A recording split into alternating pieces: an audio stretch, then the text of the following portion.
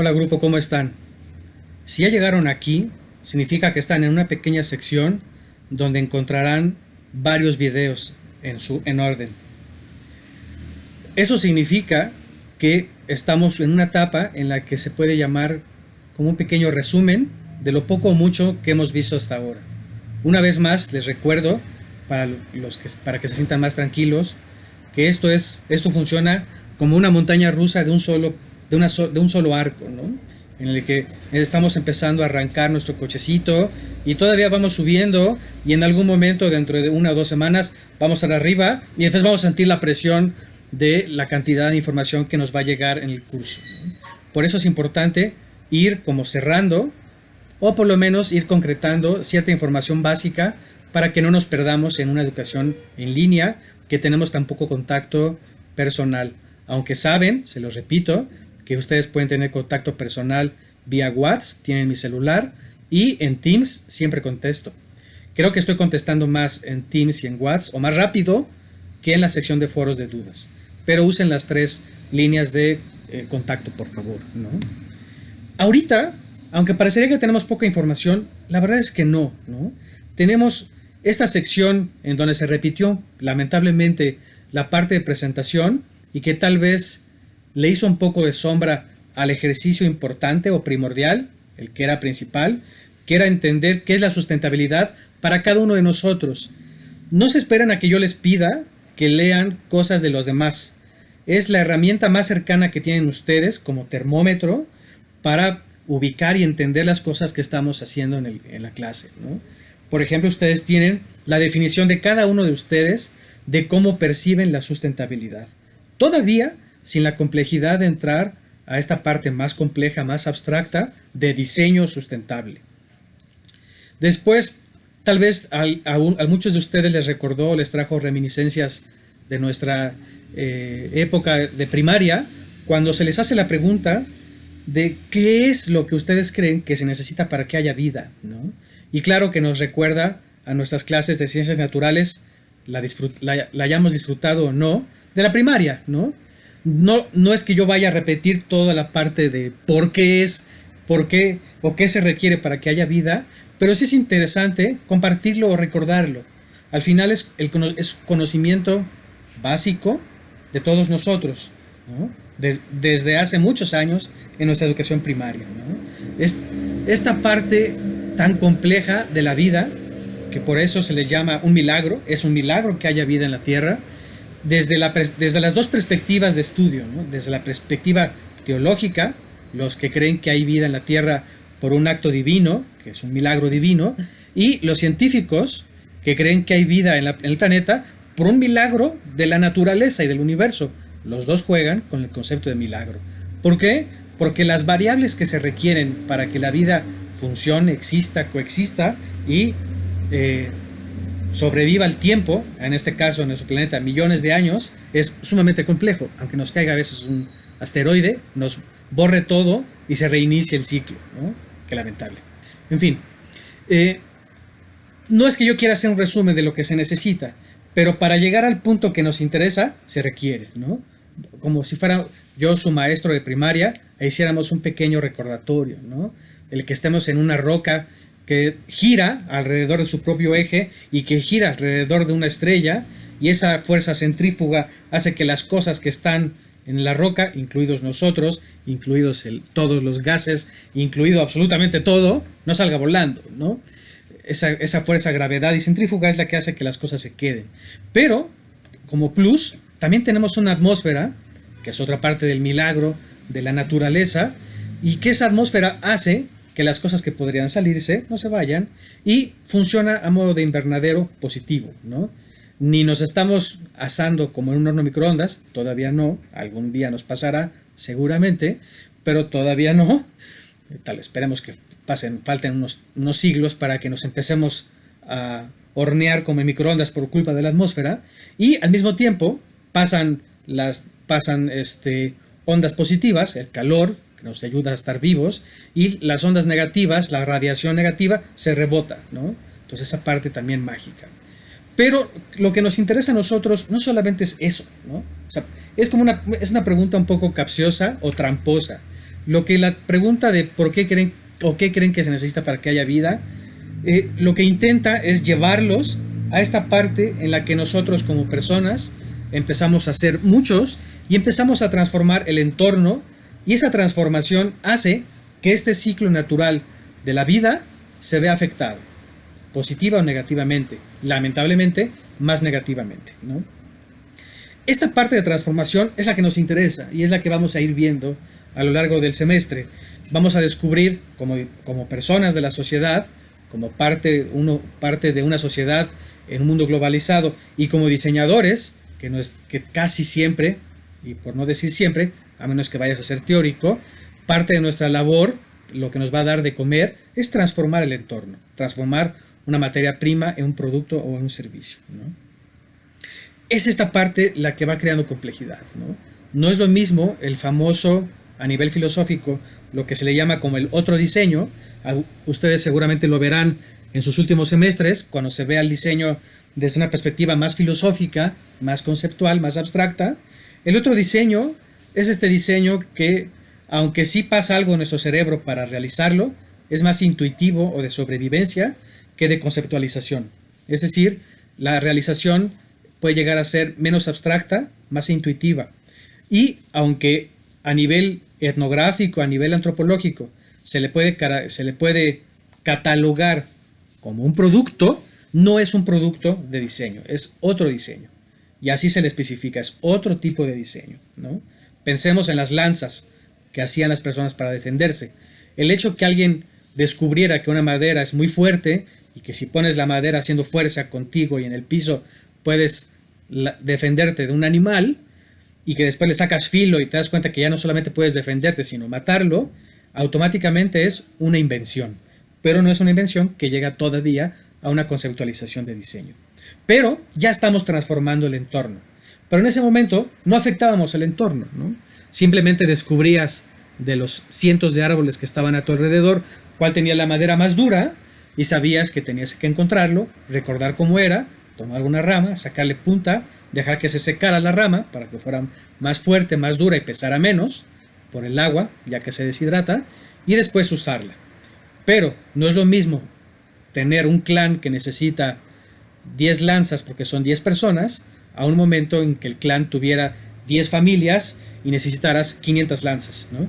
En ese momento la transformación sí puede afectar el entorno, porque empiezas a destruir el árbol hasta que descubres que si te matas el árbol se acaba y tienes que recorrer kilómetros para encontrar un árbol parecido, y no es hasta que pasa una pequeña chispa de conciencia en tu cabeza que mejor tomas 3 ramas, usas una para convertirla en lanza y otras 2 las siembras para tener 2 nuevos árboles, ¿no? Bueno, creo que por allá iba la parte de cuestionarlos a ustedes de qué creen que se necesita para que haya vida en el planeta. Creo que es una pregunta espejo de darse cuenta de qué es lo que estamos haciendo equivocadamente como sociedad, como humanidad, para afectar el futuro de la vida en el planeta.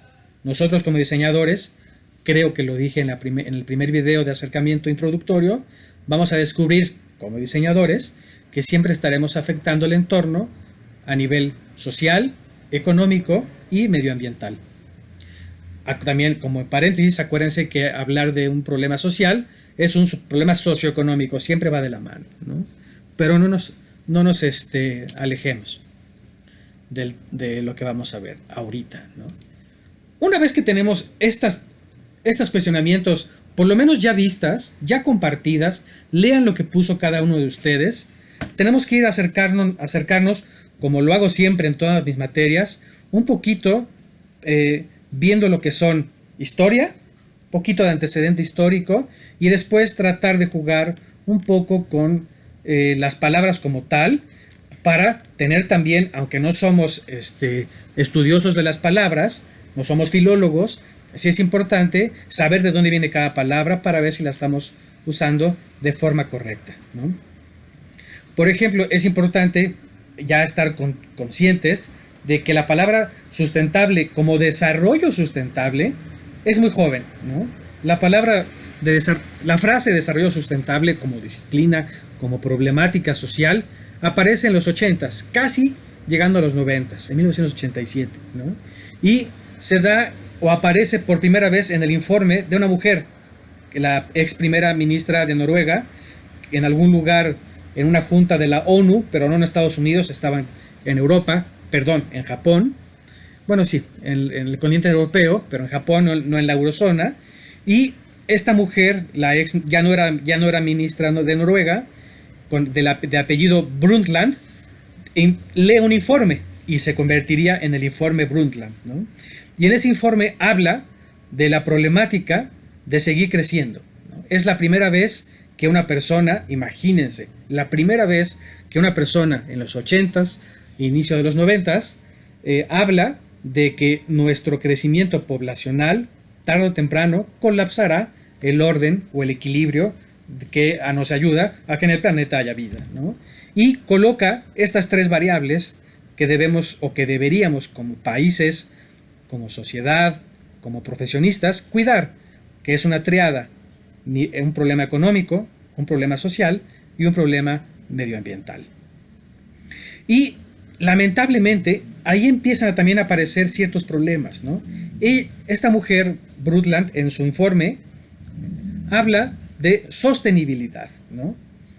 Es decir, cuando se trata de hacer una traducción a la expresión sajona de Sustainable Development, no descubren los traductores que no tiene la misma connotación que el término en español, que se refiere a sostener, ¿no? De todo lo anterior, se puede casi interpretar que la palabra sustainable ha sido erróneamente traducida al castellano como sustentable. Y ahí yo siempre hablo o trato de que se sepa, ¿no? El que nosotros hablemos de desarrollo sustentable tiene que ver por un error de traducción. La realidad es que deberíamos hablar de un desarrollo sostenible.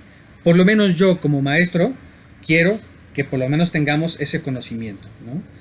Que desde el principio, así como suele pasar casi en todas las disciplinas o las nuevas disciplinas, suele haber errores cuando se pasa del idioma nativo, en el que se dijo, a todos los demás idiomas que nos interesan. Imagínense que estaban en la ONU y cuando sale el informe, traten de traducirlo, ya que estaba en inglés, por lo menos a todos los idiomas que más se leen en el mundo, se pasa a chino, se pasa al hindi, de la India, y el español, ¿no? Y cuando lo pasan al español, traducimos mal la palabra, ¿no? Y lo pasamos como sustentable. ¿Cuál es la definición principal que da la ONU en ese momento? Vale la pena que yo se las lea. Lo voy a leer directamente en mi acordeón que tengo aquí enfrente de mi computadora, ¿no? En ese momento, en 1987, la ONU dijo que el desarrollo sostenible, ya voy a colocar la palabra que para mí es la correcta, ya no sustentable, es el proceso mediante el cual se trata de satisfacer las necesidades económicas, sociales, de diversidad cultural, viene dentro de lo social, y de un medio ambiente sano, de la actual generación, o sea, el presente, sin poner en riesgo la satisfacción de las mismas a las generaciones futuras. En pocas palabras, es intentar hacer las cosas bien para no afectar a los que todavía no existen. Hacer las cosas bien económicamente, socialmente y medioambientalmente. En pocas palabras, algo muy complejo, ¿no? Muy complejo. Bueno, yo también quise hacer un ejercicio, lo saqué del diccionario en español que más utilizamos, no sé si sea el más correcto, pero es el que más se utiliza, el de la Real Academia Española, para que vean que efectivamente no estamos equivocados en usar la palabra sostenible y no sustentable, ¿no? Por ejemplo, la palabra sustentable en español es que se puede defender, ¿no? Que se puede defender o que se sustenta. Suena más a algo legal, ¿no? En cambio, sostenible es algo que se puede mantener dentro de su propio ciclo durante largo tiempo sin agotar sus recursos a causar grave daño al contexto en el que está involucrado. Por eso suena más correcto decir sostenible, ¿no?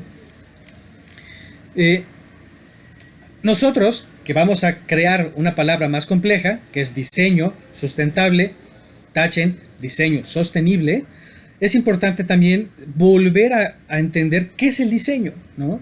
Los que llevaron introducción al diseño conmigo, que creo que solamente es una carrera de diseño industrial, y en otras carreras de diseño gráfico, interactivo, de moda textil, no sé si en los primeros semestres los profundizan en las primeras clases de qué es el diseño, es importante, ¿no? Nosotros como industriales descubrimos que hay libros, como el que edita la UAM cada año, donde se van anexando una definición de diseño, y llevamos 101 definiciones de diseño, imagínense, la pesadilla, ¿no? Pero nosotros, que estamos ya en un semestre más alejado del primer semestre, lo empezamos a ver con un poquito más de complejidad, ¿no? A mí me gusta hablar un poco, ya no de la definición de diseño, sino de dónde viene, para armar correctamente nuestra clase de diseño sostenible. La primera aparición en español de la palabra diseño aparece como en el 1780, ¿no? Y aparece en un diccionario de la lengua. Pero hay que estar conscientes de que la palabra diseño tiene sus orígenes en Italia desde 1300, ¿no? O sea, nos llevaban 500 años, casi 600 años de diferencia en entender el concepto de diseño a nivel explicativo, para explicar un proceso o algo, o un suceso, ¿no?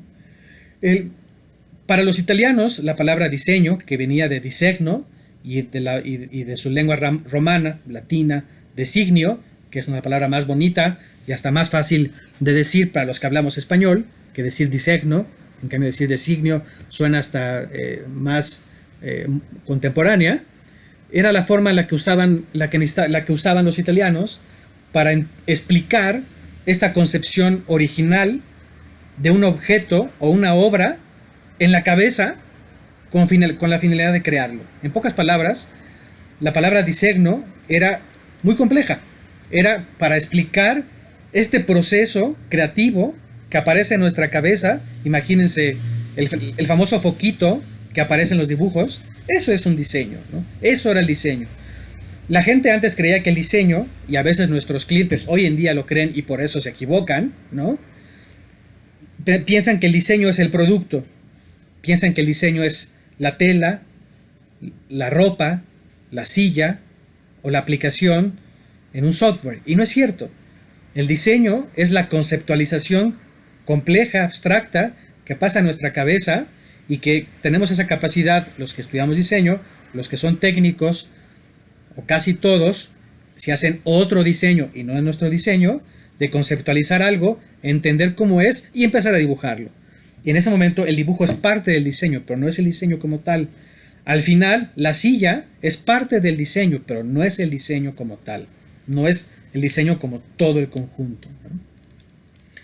Hay un recetario, con los recetarios se les dicen a los libros, donde había conocimiento vario, como si fuera una enciclopedia, que en la Edad Media, que se llama El libro del arte de Cennino, de Andrea Cennini, y él es el primero, Cennino de Andrea, que empieza a explicar en un libro este concepto, ¿no? Que normalmente se cree que lo saca de las charlas que tenía con los grandes pintores de esa época. Él buscaba, o le habían dado la tarea de buscar la forma de explicar el suceso mental de creación, tanto del dibujo como del proyecto, ¿no? Por eso, la siguiente vez que a ustedes, como diseñadores gráficos, industriales, textiles, de moda, interactivos, les digan, ¿por qué me estás cobrando tanto por esta cosa tan sencilla? Pensemos en diseño gráfico, que es una forma muy fácil de explicarlo, ¿no? Pensemos en un diseñador gráfico cuyo cliente le dice, oye, el icono que me hiciste, que es una manzana, porque yo quiero vender computadoras y mi empresa se quiere llamar Apple, esta cosa tan sencilla, con una sola línea, y que que tiene como una mordidita, y después lo hiciste con colores, ¿por qué si es algo tan sencillo me lo estás cobrando tanto? ¿No? ¿Por qué me cobras tanto por algo tan sencillo? Yo lo podría haber hecho, ¿no? En ese momento hay que explicarles que no estás cobrando por el dibujo, estás cobrando porque tuviste la conceptualización y todo el proceso que tuviste que hacer para llegar a algo tan sencillo, ¿no? Como un icono, como una letra, como una fuente, como un banquito, como una blusa, etcétera, ¿no?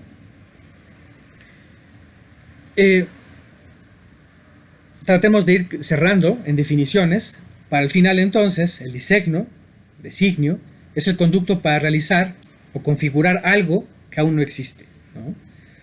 Es el proceso mental, es todo un conjunto que tenemos para hacer las cosas, ¿no? En ese momento, una vez más, así como nosotros los industriales, ya sabiendo el significado de las palabras, hablamos de diseño industrial y tenemos más o menos una idea, ahora sí, más lógica, ya podemos conformar qué es el diseño sostenible, ¿no? El diseño sostenible, entonces, yo se los podría dejar de tarea, tal vez lo hago, para que pongan su propia conceptualización y la compartamos al ratito. De todos modos, yo hago trampa, vale la pena, ¿no? Compartirlo, y más en una clase en línea, que a veces podemos tener poco contacto o nulo, a menos que ustedes se contacten conmigo en WhatsApp otra vez, se los digo. Por cierto, van 20 minutos 40, cada uno de los videos va a durar 30 minutos, entonces si sienten que se corta la temática y vuelve a iniciar, no se preocupen.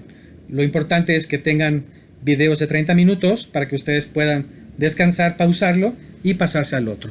Aunque pueda pasar que un tema no se cierre al 100% hasta el siguiente video, ¿no?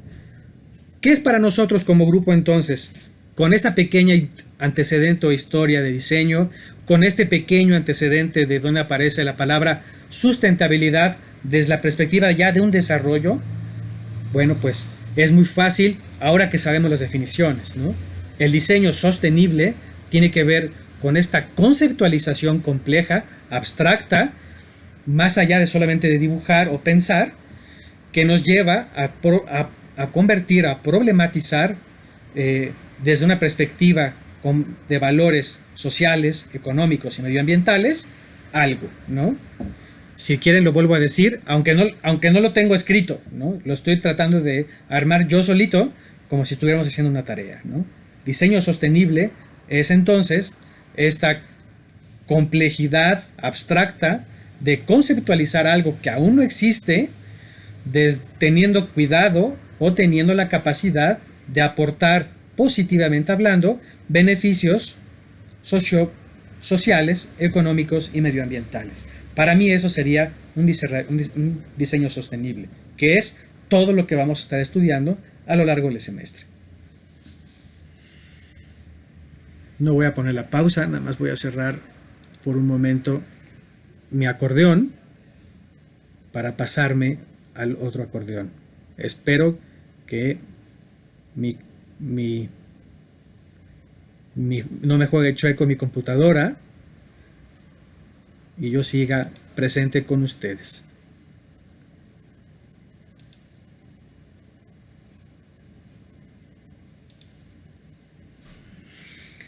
Bueno, una vez que tenemos nuestras definiciones, tendríamos nosotros que recuperar los documentales que les dejé ver, ¿no?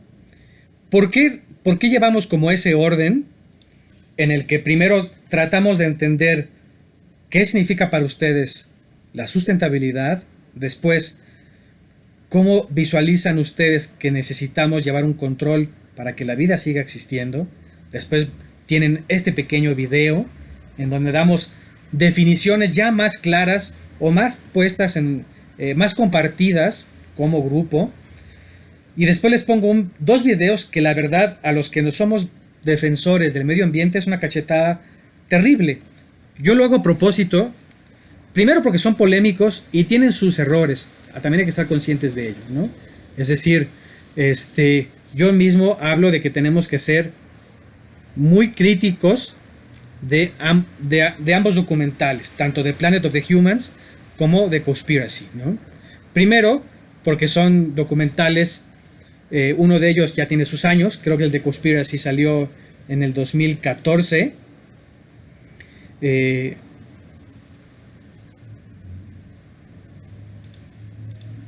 Salió en el 2014 y Planet of the Humans, aunque causó polémica en este año, se filmó en el 2019, ¿no? Por eso yo les puse en la sección de los videos que lo tomaron con cautela y con una perspectiva crítica, ¿no?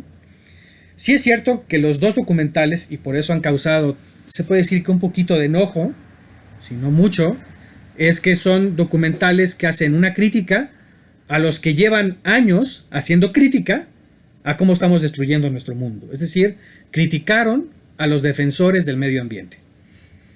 desde una perspectiva muy férrea y cada uno desde una trinchera que, aunque parezca compartida, es distinta, ¿no? ¿Por qué es importante?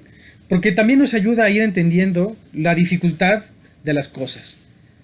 Voy a tratar de ir como en orden. Primero voy a hablar de Cowspiracy por ser del 2014 y después voy a tratar de hablar de Planet of the Humans.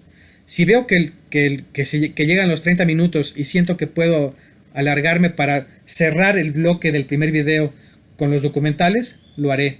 Así que vayan por un café, una coca, un Red Bull, un Monster, lo que puedan, ¿no? ¿Por qué me pareció importante Cowspiracy? Porque habla de un director y al mismo tiempo él platica qué es lo que lo lleva qué es lo que lo lleva a darse cuenta de la gran problemática en la que vive. Es un hombre casado con el problema medioambiental, ¿no? Es un hombre que habla de cómo dejó de usar el auto, cómo reciclaba, cómo hacía composta.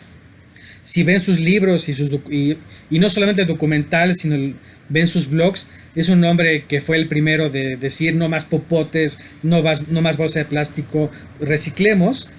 Y después descubres cómo todo lo que hacemos es tan chiquito en proporción en relación a otro problema. En este caso, todo el consumo de agua, de comida y todo lo que contamina la industria de los animales que nos comemos, ¿no? Y en ese momento, como personas, como diseñadores, también entra nuestro principio o el principio de nuestra crítica. Por ejemplo, al final del documental descubrimos que es un hombre que se transformó al veganismo. Y es muy cierto, yo respeto mucho el veganismo. Yo no soy ni vegano ni vegetariano, no podría dejar de comer lácteos y la carne me gusta, pero acepto que tanto por salud como por edad y como también por ser alguien bastante involucrado en la lucha medioambiental, sí he dejado de consumir mucha carne. Es decir, yo ya no podría saber cuánta carne... Un momentito, Me estaba quedando sin pila, perdónenme. Yo no podría platicar o saber cuánta carne he dejado de comer, pero sí es cierto que consumo muchísima menos carne que antes, ¿no? Y nunca sentiría que lo poco que hago es en vano, aunque soy realista y creo que el mundo es tan complejo, tan grande, somos tantos, que si no hacemos todo juntos, los cambios, de nada va a servir. Y que tal vez no a ustedes, ni a sus hijos, pero tal vez sus nietos sí empiecen a ver un mundo muy distinto al que estamos viviendo actual y en un sentido peor y no mejor, ¿no? Porque nunca vamos a dejar ser más a menos que llegara Thanos y desapareciera la mitad de la población, ¿no? Entonces hay que estar conscientes de que es un hombre vegano atacando a todo este mecanismo que nos da de comer carne, ¿no? Entonces en ese momento el director pierde un poquito de objetividad, ¿no? Pero cuando tratamos de ponerle en espejo los problemas de todo lo que hace todo ese monstruo que nos da de comer carne roja, puerco, cerdo, pollo, principalmente, que son los tres alimentos, los tres pobres animales que más comemos, aparecen otro tipo de problemas que sí están vinculados al diseño sostenible, ¿no? Por ejemplo, esa sensación de la muerte digna de nuestro alimento, ¿no? Que tengamos que matar de una forma terrible nuestro alimento para abaratar precios, habla de algo que no debería seguir sucediendo, ¿no? Esta complejidad de este hombre que habla de la contaminación de nuestras vacas desde la perspectiva del metano, por ejemplo, contra los autos, contra el petróleo. Sí es cierto que de 2014 al 2020 los números que defendían por lo menos a lo de las vacas ha ido bajando. Es decir, para bien o para mal, porque para mal es porque muchas investigaciones que han pagado la industria agrícola han ido logrando justificar científicamente que no era tan grave lo que se decía en el 2014 de este hombre, de toda la contaminación que hacíamos al medio ambiente en relación al animal, ¿no? Aunque no desaparece el problema, ¿no? Es impresionante ver el consumo de recursos, por ejemplo, de nuestro alimento vivo, ¿no? Todo lo que necesitan nuestros animalitos para comer, aunque coman mal, se alimentan de soya de pésima calidad, mezclada con proteínas y vitaminas convertida en croquetas, ya no pastorean, pero no deja de ser algo impresionante la cantidad de agua y la cantidad de alimento que necesitan nuestro propio alimento, ¿no?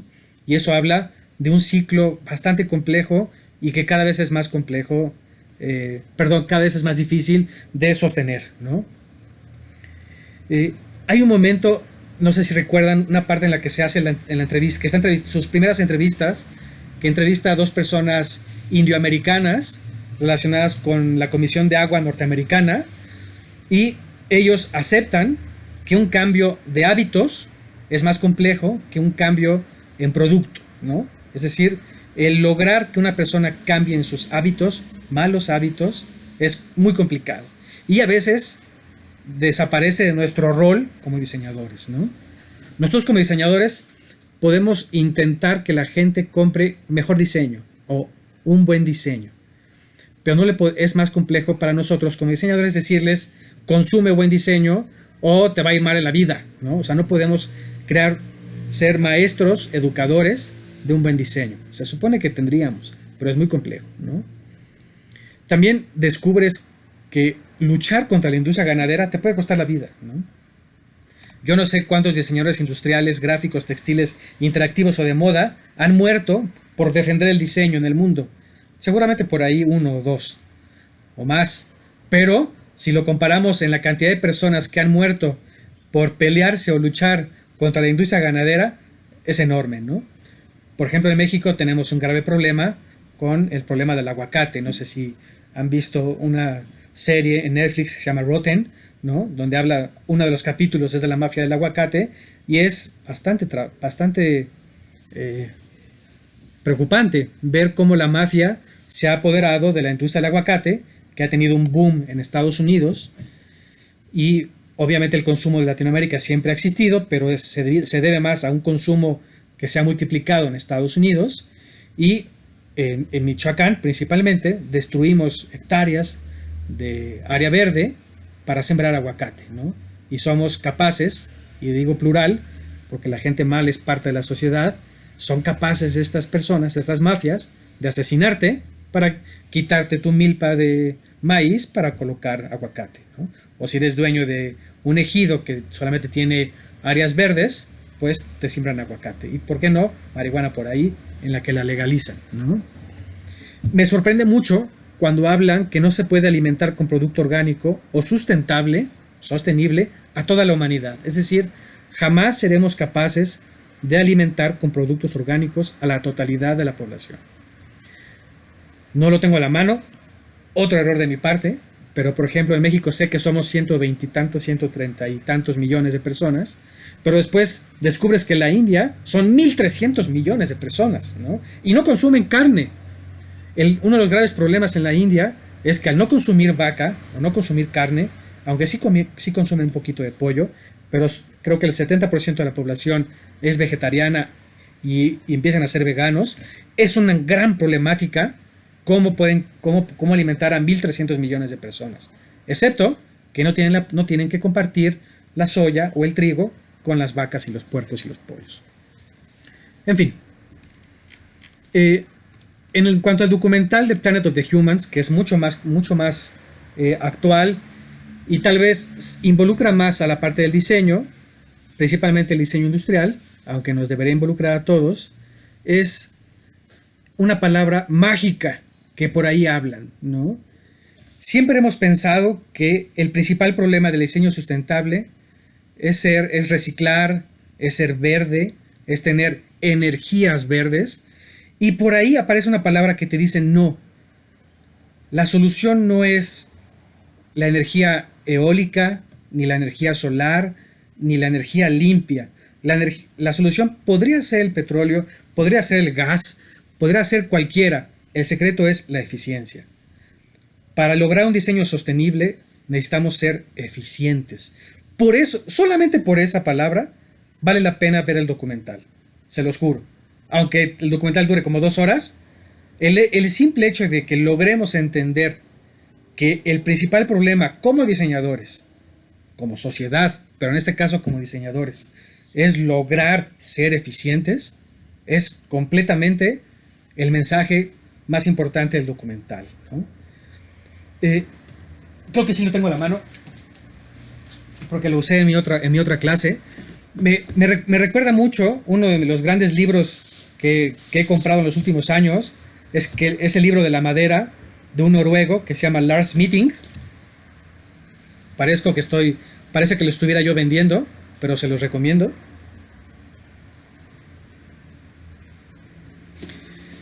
Es un libro padrísimo, es un libro que habla de eficiencia, de la eficiencia hoy en día. Pero bueno, habla de la historia de la madera y cómo la madera ha salvado a la humanidad, principalmente a los noruegos y a los países de esa área, los vikingos, ¿no?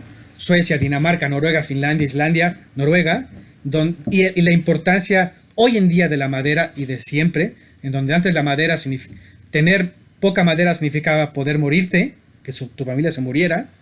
No tener suficiente madera significaba que tu familia pasara fríos, y tener suficiente madera significaba no pasar frío en el invierno, ¿no? Y hoy en día habla de la eficiencia que se ha logrado a nivel diseño industrial con productos que todavía utilizan madera, tanto para la fabricación como para dar calor, ¿no?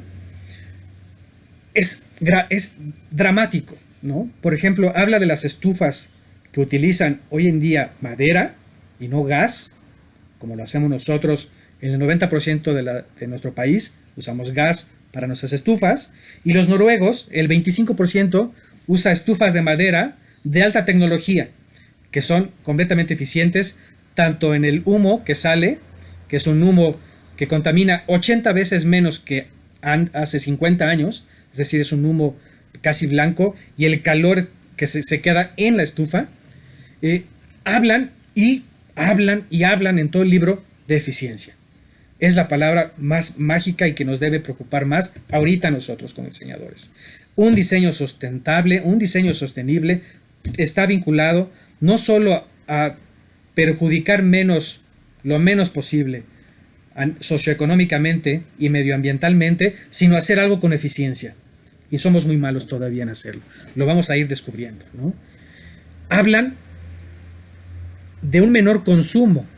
En algún momento, pronto lo vamos a ver tal vez en 1 o 2 semanas, aparece un movimiento después de permacultura. Vemos primero permacultura, que es algo padrísimo, y después de permacultura vemos un concepto también de los suecos que se llama degrowth, el decrecimiento, ¿no? Y vamos a ver cómo el diseño sostenible se va acercando a esta idea de menor consumo. El modelo económico actual habla de un mayor consumo cada vez sin perjudicar el medio ambiente a nivel y nuestros ámbitos socioeconómicos. Y la gente dice, es imposible pensar en un mayor consumo sin afectar a la sociedad en todas estas variables. El futuro es eficiente y menor consumo de comida, de productos, de energía. Es algo complejísimo que debemos ir aprendiendo poco a poco, o si no, nos va a cargar el payaso nivel IT, ¿no?